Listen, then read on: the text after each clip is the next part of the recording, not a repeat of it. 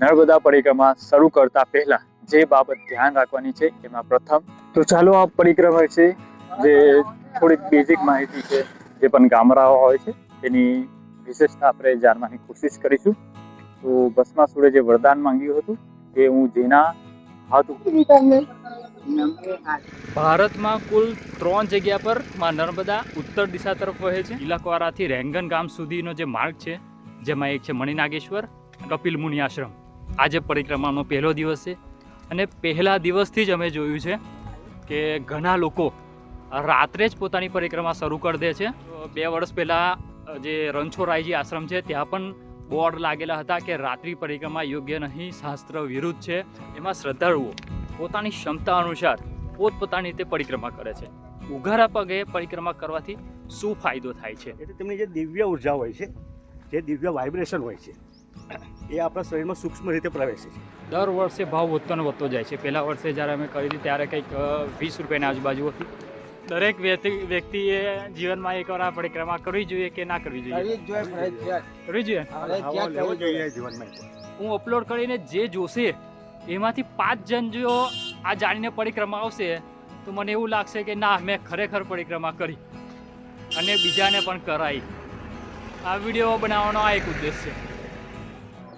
નમસ્કાર મિત્રો, કેમ છો બધા? ફરી એક નવા વિડીયોમાં તમારું સ્વાગત છે. 2026માં ઉત્તર વાહિનીમાં નર્મદા પરિક્રમાની શરૂઆત અમે સૂર્યના પ્રથમ કિરણો સાથે કરી રહ્યા છીએ. આ વિડીયોમાં ફક્ત પરિક્રમાનો માહિતી નહીં, પરંતુ પરિક્રમા માર્ગ પર જે બી ધાર્મિક સ્થળ આવે છે, મંદિરો આવે છે, ગામડાઓ આવે છે, તેની શું વિશેષતા છે, શું ખાસિયતો છે તે વિશે જાણીશું અને માં નર્મદા વિશે વધુ માહિતી મેળવવાની કોશિશ કરીશું. તો ચાલો આજના આ વિડીયોની શરૂઆત કરીએ. નર્મદે હર, નર્મદે હર, નર્મદે હર, નર્મદે હર, હર હર નર્મદે, હર હર નર્મદે, નર્મદે. ઉત્તર વાહિની નર્મદા પરિક્રમા શરૂ કરતા પહેલા જે બાબત ધ્યાન રાખવાની છે એમાં પ્રથમ કે તમે જ્યારે પણ પરિક્રમા શરૂ કરો, સફેદ વસ્ત્ર પહેરીને પરિક્રમા શરૂ કરો અને ખાસ કરીને રામપુરા ખાતે આવેલા ગિરી મુકુડી ઘાટથી જ પરિક્રમાની શરૂઆત કરો. પરિક્રમા માર્ગમાં સૌથી પહેલા જે મહત્વનું સ્થાન આવે છે, મહત્વનું મંદિર આવે છે, એ છે રણછોડરાયજી મંદિર. તો મિત્રો, પરિક્રમા માર્ગ પર દરેક મંદિરની પોતપોતાની એક વિશેષતા છે, દરેક ગામડાઓની એક વિશેષતા છે. એ આપણે આગળ જેમ જેમ આગળ વધશે તેમ તેમ હું તમને બતાવતો રહીશ. પરંતુ અત્યારની પરિક્રમામાં મારી સાથે છે બીજા 3 ભાઈ, એટલે ટોટલ અમે 4 જણ છે. તો સૌથી પહેલા મારું નામ છે જિગ્નેશ માછી. મારી પાછળ ચાલે છે વિજયભાઈ મારુ. એમની જોડે છે એ અમૃતભાઈ સોલંકી ને એમની બાજુમાં જે ચાલે છે વિશાલભાઈ, જે દરેક પરિક્રમામાં કઈ બી અમારે જવું કોઈ વિડીયો બનાવવા તો અમારી સાથે જ રહે છે. પરિક્રમામાં આ પણ ખાસ જરૂરી છે કારણ કે પ્લાસ્ટિક છે એ વાતાવરણને બગાડે છે અને નદીમાં નર્મદા નદીમાં ગંદકી ફેલાવે છે. તો હું એ પણ તમને આગ્રહ કરીશ કે તમે પરિક્રમા કરવા આવો તો પ્લાસ્ટિકનો ઉપયોગ ઓછો કરો અને પ્લાસ્ટિક હોય તો પણ આ સ્થળ જે બનાવેલું છે ત્યાં તમે પ્લાસ્ટિક કાઢી નાખો, જેથી કરીને એ લોકો પ્લાસ્ટિકનો યોગ્ય નિકાલ કરી શકે. આ પરિક્રમાને લગતી થોડીક માહિતી તમને આપી દઉં જે દરેકે જાણવી જરૂરી છે. દર વર્ષે આ પરિક્રમા ચૈત્ર સુદ એકમથી શરૂ થાય છે અને ચૈત્ર વદ અમાસ ના દિવસે પૂર્ણ થાય છે. એટલે કે દર વર્ષે 1 મહિના સુધી આ પરિક્રમા ચાલે છે. અને ખાસ કરીને આ પરિક્રમા 2 સ્થળેથી શરૂ થાય છે. એક છે જૂના રામપુરા અને બીજું છે તિલકવાડા. જે મેન સ્થળ છે એ છે જૂના રામપુરા અને જૂના રામપુરાના ગિરી મુકુડી ઘાટથી જ આ પરિક્રમાની શરૂઆત કરવી. આ સ્થળ મેન છે કારણ કે એવું કહેવામાં આવે છે, એવું જણાવવામાં આવે છે, એવું જાણવા પણ મળે છે કે દર વર્ષે ચૈત્ર માસમાં આપણા માર્કંડેય ઋષિ કે જેમને પ્રથમ નર્મદા પરિક્રમા કરી હતી, તેઓ દર વર્ષે અહીં રામપુરાના ગિરી મુકુડી ઘાટથી આ પરિક્રમા કરે છે અને આખો મહિનો અમાસ સુધી આ પરિક્રમા કરે છે. તો હું પણ તમને એ જ કહીશ કે તમે પરિક્રમાનો પ્રારંભ રામપુરાના ગિરી મુકુડી ઘાટથી જ કરો. વિડીયો શરૂ કરતા પહેલા મેં તમને જણાવ્યું હતું કે રસ્તામાં જે પણ મંદિર આવે છે, જે પણ ગામડાઓ હોય છે, તેની વિશેષતા આપણે જાણવાની કોશિશ કરીશું. તો પરિક્રમા માર્ગ પર અમે ધનેશ્વર મહાદેવ અને લુકેશ્વર મહાદેવ આ બે મંદિરના દર્શન કર્યા. અને આ બે મંદિરની વિશેષતા કંઈક આ રીતે છે. આ બે મંદિરમાં પ્રથમ જે મંદિર હતું એ લુકેશ્વર મહાદેવ, અને લુકેશ્વર મહાદેવની આવી કંઈક વિશેષતા છે કે ભગવાન શિવને જ્યારે ભસ્માસુરે પ્રસન્ન કર્યા હતા અને પ્રસન્ન થયા પછી જે વરદાન આપ્યું હતું કે જેના પર તું હાથ મૂકીશ એ ભસ્મ થઈ જાય, તો જ્યારે મહાદેવ વરદાન આપ્યું ત્યારે ભસ્માસુર મહાદેવ પર જ હાથ મૂકવા પહેલા પ્રયાસ કર્યો હતો. ત્યારે એનાથી બચવા માટે મહાદેવ જ્યાં છુપાયા હતા, જ્યાં સંતાયા હતા, એ સ્થળ એટલે લુકેશ્વર મહાદેવ એવું માનવામાં આવે છે. અને બીજું ધનેશ્વર મહાદેવ.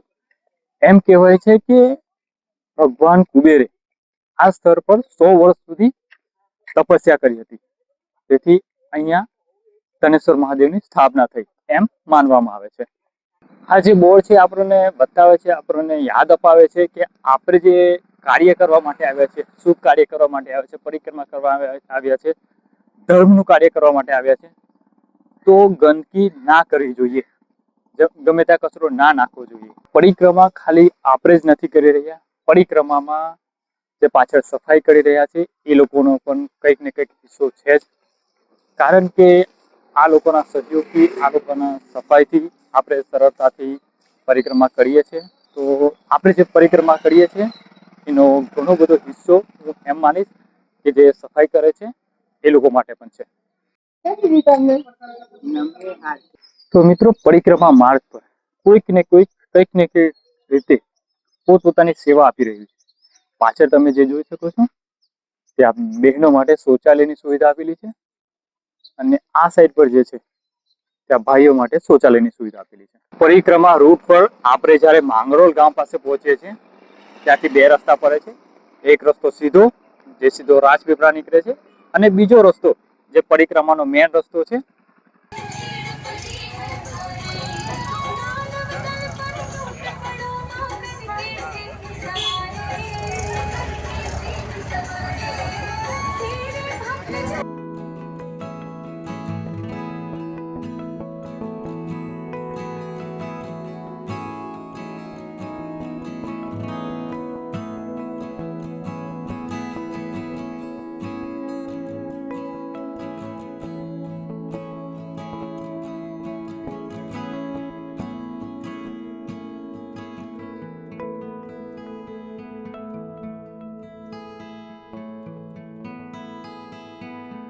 જો આપણે પરિક્રમા કોઈને પરિક્રમા કરાવી એ પણ બહુ મોટી બાબત છે.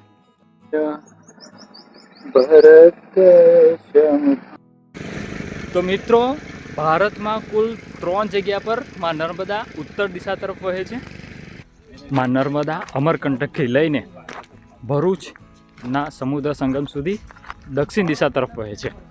પરંતુ આ માર્ગમાં 2 થી 3 જગ્યા એવી છે જ્યાંમાં ઉત્તર દિશા તરફ વહે છે, અને એને ઉત્તર વાહિની કહેવામાં આવે છે. અને એ સ્થળ પર અને એ ગામડા અને ત્યાંના મંદિરોનું મહત્ત્વ ખૂબ વધી જાય છે. અને ચૈત્ર મહિનામાં ત્યાં પરિક્રમા કરવામાં આવે છે, એટલે કે એને ઉત્તર વાહિની પરિક્રમા કહેવામાં આવે છે. પરિક્રમા કરવી ખૂબ અઘરી છે, પરંતુ પરિક્રમા ખૂબ સહેલી પણ બની જાય છે. કારણ કે જે માર્ગ પર નર્મદા નદીનો જે માર્ગ છે એ માર્ગ પર ઘણા બધા આશ્રમો આવેલા છે, ઘણા બધા મંદિરો આવેલા છે, અને ઘણા બધા સેવાભાવી સંસ્થાઓ દ્વારા પોતાના તંબુ નાખી અને સેવા પૂરી પાડવામાં આવે છે. જેમ કે છાશની વ્યવસ્થા, જમવાની વ્યવસ્થા, ઠંડા પાણીની વ્યવસ્થા, ચા પાણીનો નાસ્તો, આવી વગેરે વગેરે સેવા આપે છે, જેના કારણે આ પરિક્રમા કરવી ખૂબ સહેલી બની જાય છે. અને પરિક્રમા ફક્ત જે પરિક્રમા કરે છે એ જ પરિક્રમા નથી કરતું, પરંતુ પરિક્રમા માર્ગ પર જે બી સેવા આપે છે ને એ પણ એક પરિક્રમા જ કરે છે. આ એક સુવિધા સારી કરી દીધી છે, કારણ કે જે બી પરિક્રમા અહીંથી પસાર થાય છે અને આ ના હોય તેને પકડી નીચે ટીંગાઈને દેખે છે. એટલે આ એક સારું કરી દીધું છે, જેથી કરીને કોઈ અકસ્માત થતો અટકી શકે છે.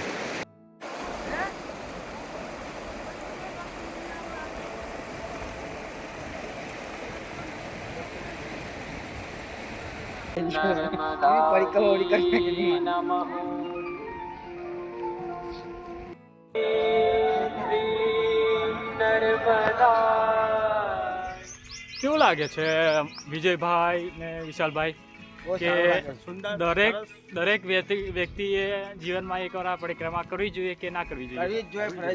કરવી જોઈએ. કારણ કે આ એક પરિક્રમા એવી છે જે વ્યક્તિ કરી શકે છે. કારણ કે જે નર્મદાજીની મોટી પરિક્રમા છે એ ખૂબ અઘરી ગણાય છે અને હરેક વ્યક્તિના એમાં હોતું નથી, કેમ કે કોઈની તબિયત ખરાબ હોય છે, કોઈની ઉંમર હોય છે. તો આજે 3 વર્ષની ઉપરની જે પરિક્રમા છે, મોટી પરિક્રમા, એમાં ઘણી એ લોકોને બરાબર ફાવતી નથી, અથવા તો એ લોકો એના માટે તૈયાર હોતા નથી. બરાબર છે. કોઈની પાસે જેના કારણે આજે 21 કિલોમીટરની ઉત્તરવાહિની પરિક્રમા એ લોકોને આવે એમ છે અને થાય એમ છે. દરેક વ્યક્તિએ કરવી જોઈએ. એ પછી ઉંમરવાળો હોય, યુવાન હોય કે ગમે તે હોય. જે પેલી મોટી પરિક્રમા છે એમાં કેવું છે વિજયભાઈ કે એ એમ ચાલીને કરવા જઈએ તો 6 મહિના પણ થાય છે, 4 મહિના પણ થાય છે, વર્ષ પણ થાય છે, 3 વર્ષ પણ થાય છે, જે લોકોની માન્યતા પ્રમાણે ચાલે પ્રમાણે ને એમાં લોકો એક દિવસમાં કેટલું ચાલે છે એના પર આધાર છે. બરાબર છે. એ લોકો કેટલા દર્શન કરે છે, ક્યાં રોકાય છે, કેટલું રોકાય છે, એના પર આધાર છે. બરાબર છે.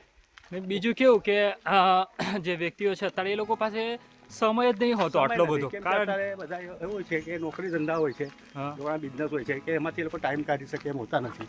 જેના કારણે આજે ઉત્તરવાહિની 1 દિવસની પરિક્રમા હોય છે, તો એના માટે સમય આરામથી કાઢી શકે છે. બરાબર છે. ને એમ રજા ના મળે તો રવિવાર તો રજા હોય જ છે, તો રવિવારે આવીને પણ આ પરિક્રમા કરી શકે છે. અને જેટલા સરકારી છે ગવર્મેન્ટના માણસો, એના માટે અમુક વાર શનિ રવિની પણ રજા હોય છે.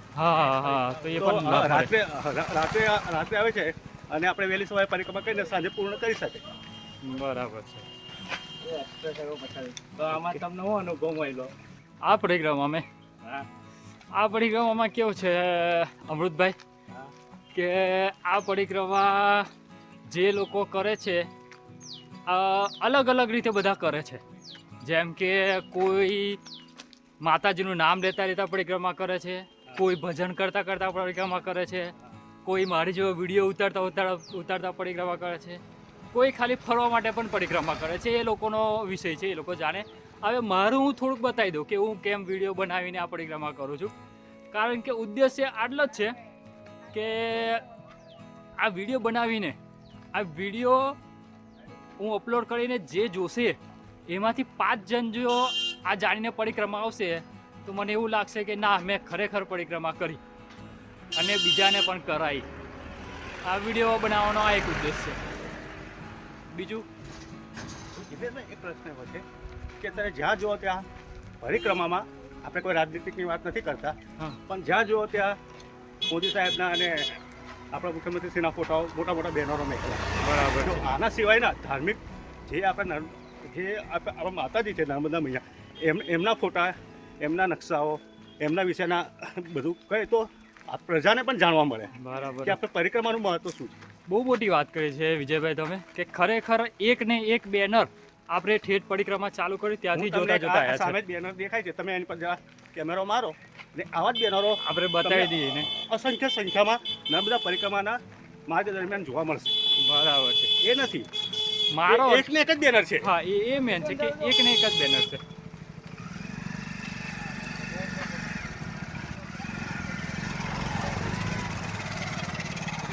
બીજું બેનર બતાવી દઈએ. બતાવો ને. જે બેનર તમે જુઓ છો, એક ને એક બેનર, એક ને એક જ બેનર અસંખ્ય તમે આખી પરિક્રમામાં જુઓ છો. આપણે વિરોધ નથી કરતા, હોવાય જોઈએ, પરંતુ એ પણ લિમિટમાં હોય તો વધારે સારું. ન કરતા નર્મદા માતા વિશે, નર્મદા પરિક્રમા વિશે થોડીક માર્ગદર્શન આપવામાં આવે તો વધુ સારું રહેશે. આ પરિક્રમા પણ અને જે મોટી પરિક્રમા છે નર્મદાજીની, એના વિશે પણ માહિતી આપે તો વધારે સારું રહેશે. બીજું કે નર્મદાષ્ટકમ છે, એના થોડાક શ્લોકો મેકીને એના અર્થ સમજાવવામાં આવે તો પણ સારી, બહુ મોટી વાત છે. તો જોઈશું કે સરકાર આના વિશે શું આમાં વિચારે છે. આમાં જે આપણે નર્મદા મૈયાનું જે મેન જે આપણે શંકરાચાર્ય રચિત જે આપણે નર્મદા અષ્ટક છે જે આપણે અમરકંટકથી લઈને રેવા સાગર સંગમ સુધી ગવાય છે હા. એનો કોઈ જગ્યા પર ઉલ્લેખ નથી બરાબર પરિક્રમા દરમિયાન. બરાબર બસ ખાલી જાય તે રેડિયા મેં ક્યાં છે એમાં એનો ઉલ્લેખ નથી. બસ ખાલી ઓમ હેમ નર્મદે ઓમ હેમ નર્મદે બસ. પણ અને જે આપણે નર્મદાનો જે અષ્ટકમ છે એવું બધું પણ વગાડવું જરૂરી છે. જરૂરી છે એની કહાની બી કેવી જરૂરી છે. બરાબર એમની ઉત્પત્તિ કથા ને એવું બધું ચાલ્યા કરતું હોય હા તો લોકોને વધુ માહિતી મળશે વધુ માહિતી મળે ને જાણે નર્મદા વિશે, નર્મદા માતા વિશે જાણે, પરિક્રમા વિશે જાણે. અને એ લોકોને મોટિવેશન મળે બરાબર કે જેના કારણે કે જે પહેલી વાર આવતો એને ખ્યાલ આવે હા હા કે ભાઈ આનો અર્થ શું છે અને આનું કયું કયું વસ્તુ કેમ થાય છે પરિક્રમા દરમિયાન. બહુ સરસ બહુ સરસ. આ જે પેલી બેનરવાળી વાત કરી એમાં હું તમને જણાવી દઉં કે હજુ તો અમે થોડુંક જ ચાલ્યા છે, વધારે વધારે 20 પગલાં જ, અને તમને બીજું એક બેનર બતાવી દઉં. હરેક એક જ સેમ જ બેનર છે બધે જ. એક જ પ્રકારના દરેક જગ્યાએ બેનરો છે. ઉત્તર વાહિની નર્મદા પરિક્રમામાં જે તિલકવાડાથી રેંગન ગામ સુધીનો જે માર્ગ છે એમાં 2 પૌરાણિક મંદિર આવેલા છે, જેમાં એક છે મણિનાગેશ્વર અને બીજું છે કપિલ મુનિ આશ્રમ. આ 2 મંદિરોનો આશ્રમનો આપણા પુરાણોમાં પણ ઉલ્લેખ છે, પરંતુ કંઈક ને કંઈક આ મંદિરો અને આશ્રમમાં વિકાસ જોવા મળતો નથી. મંદિરો જર્જરિત હાલતમાં છે. તો ગુજરાત પવિત્ર યાત્રા વિકાસ બોર્ડને પણ હું એક વિનંતી કરવા માંગીશ કે આ 2 આશ્રમ ખૂબ પૌરાણિક છે, તો આના વિશે પણ કંઈક વિચારે અને એમને એનું રિનોવેશન કે જે થાય એના ઉપર ધ્યાન આપે. આમાં એવું છે બીજું વિજયભાઈ આપણને થોડુંક કહેશે. બોલો વિજય. આમાં એવું છે કે જ્યાં પણ આપણે જોયા છે આશ્રમ, જ્યાં પણ આપણે દર્શન કર્યા છે હમ. ત્યાં હરેક જગ્યાએ આ બોર્ડ મારેલા છે કે આમના સૌજન્યથી. હા હા બરોબર છે. એમના જો સૌજન્યથી બન્યું હોય તો આટલી ખંડેર અને આટલી જર્જરિત અવસ્થામાં આ પ્રાચીન યાત્રાધામો કેમ, બરાબર છે. આશ્રમો કેમ? ખૂબ સરસ. ને ખરેખર આ 2 જે આશ્રમ ને મંદિર મેં કીધા એ ખૂબ પૌરાણિક છે, જેનો આપણો શું કહેવાય સ્કંદ પુરાણમાં પણ ઉલ્લેખ છે. તો હું આશા રાખીશ કે જે બી આના લાગતા અધિકારીઓ છે એ આમના વિશે કંઈક વિચારશે. તો મિત્રો, ગયા વિડીયોમાં પણ મેં કહ્યું હતું ને આજે પણ કહું છું અને આગળ પણ કહેતો રહીશ કે મારી જે ઉત્તર વાહિની નર્મદા પરિક્રમા યાત્રા છે એમાં સૌથી સારો જો માતાનો વ્યૂ હોય તો આ છે, જે કપિલેશ્વર આશ્રમથી દેખાય છે.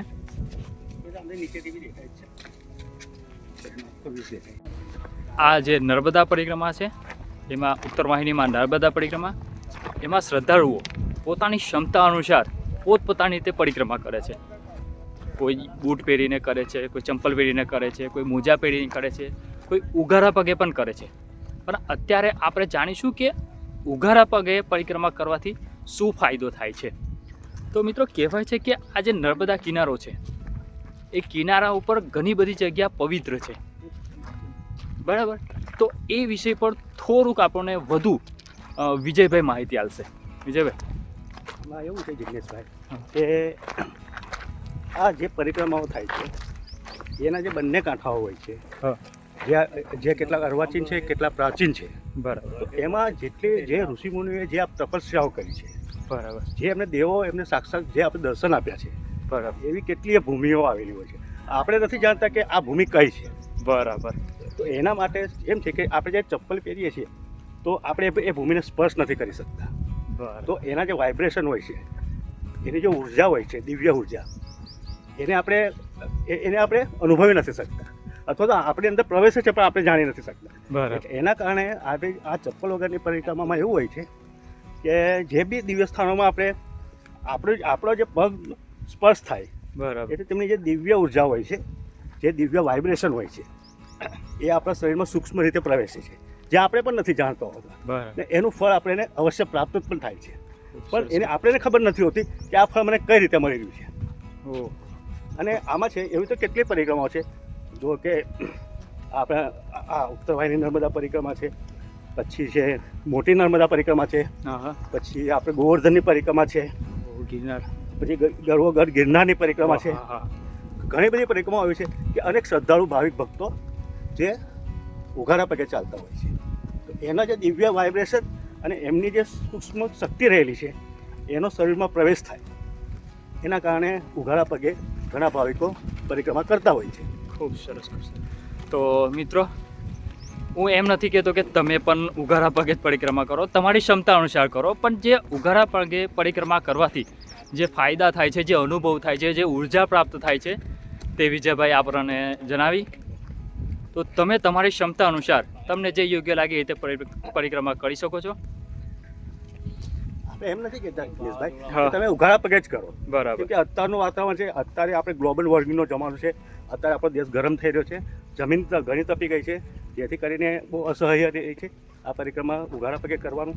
તો ચપ્પલ પહેરીને બી કરે, મનમાં શ્રદ્ધા ભાવ ખૂબ ખૂબ હોવો જોઈએ ને એ પણ શુભ હેતુથી કરવું જોઈએ. બરાબર. તો એનું ફળ પણ અવશ્ય મળે જ છે. ખૂબ સરસ વિજયભાઈ. આમ તો પરિક્રમાના ઘણા બધા અર્થ છે, ઘણી બધી રીતે માનવામાં આવે છે, પણ મને એક જાણવા મળ્યું છે, હું તમને જણાવું. પરિક્રમા એટલે આપણે જે જીવનમાં કર્મ કરીએ છીએ એ આપણે નથી જાણતા કે શુભ છે કે અશુભ, સારા છે કે ખરાબ, પરંતુ જે કર્મ કરીએ છીએ એને જો શુદ્ધ કરવા હોય તો પરિક્રમા કરો. એટલે કે આપણા કર્મોને શુદ્ધ કરવાની ક્રિયા એટલે પરિક્રમા. પરિક્રમા પૂરી કરવાના બિલકુલ નજીકના સ્થળે અમે પહોંચી ગયા છે, એટલે કે આગળ નંદી ઘાટ થોડોક જ દૂર છે.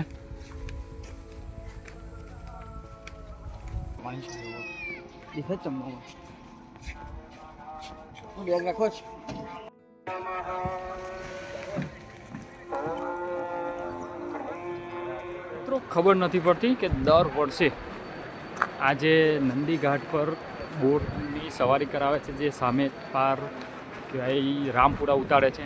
દર વર્ષે ભાવ વધતો ને વધતો જાય છે. પહેલા વર્ષે જ્યારે અમે કરી હતી ત્યારે કંઈક 20 રૂપિયાની આજુબાજુ હતી, એના પછી આવી 30 રૂપિયા, અને આજે એટલે કે 2026માં એક વ્યક્તિ દીઠ 50 રૂપિયા લેવામાં આવે છે. અને કારણ પૂછ્યું તો એ લોકો જણાવે છે કે સરકારે ટેન્ડરનો ભાવ વધારી દીધો છે. સાચું શું હોય આગળ જાણીશું. હા મિત્રો, આ બોટની ક્ષમતા કેટલી હશે આપણને ખબર નથી, પણ અત્યારે અમે જે બોટમાં બેઠા છે એમાં 36 થી 37 જણ બેસાડવામાં આવેલા છે. એટલે જોવા જઈએ તો બહુ ઓછા બેસાડેલા છે, અને કોઈ ખતરા જેવી કોઈ વસ્તુ નથી.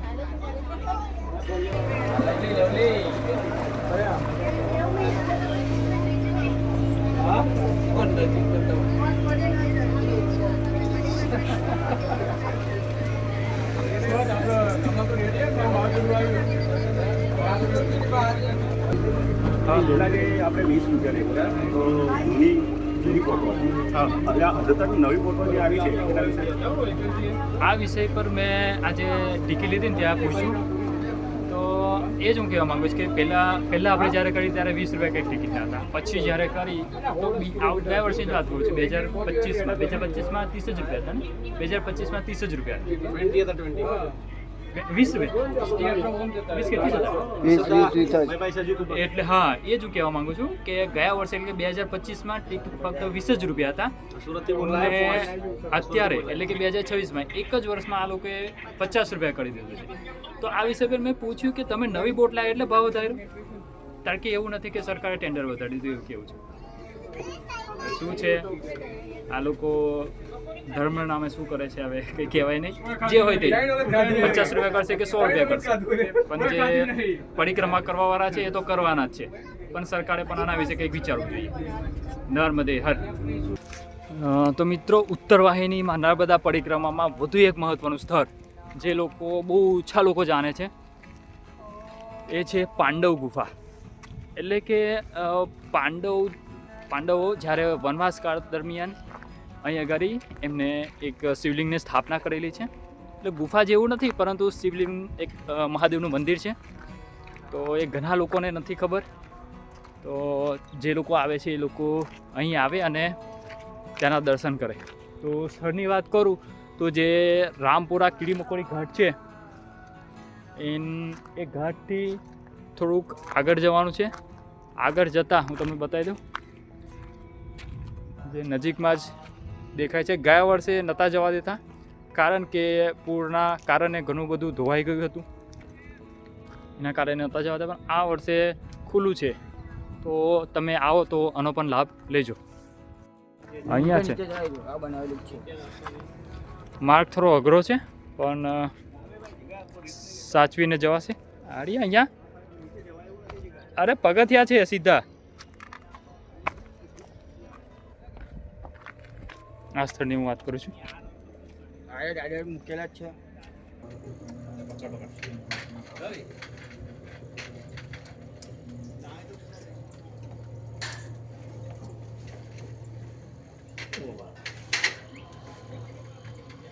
તો મિત્રો, આ હતી અમારી ઉત્તર વાહિનીમાં નર્મદા પરિક્રમાની યાત્રા, કે જે અમે કીડી મકોડી ઘાટથી શરૂ કરી હતી અને ત્યાં જ પૂરી કરી છે.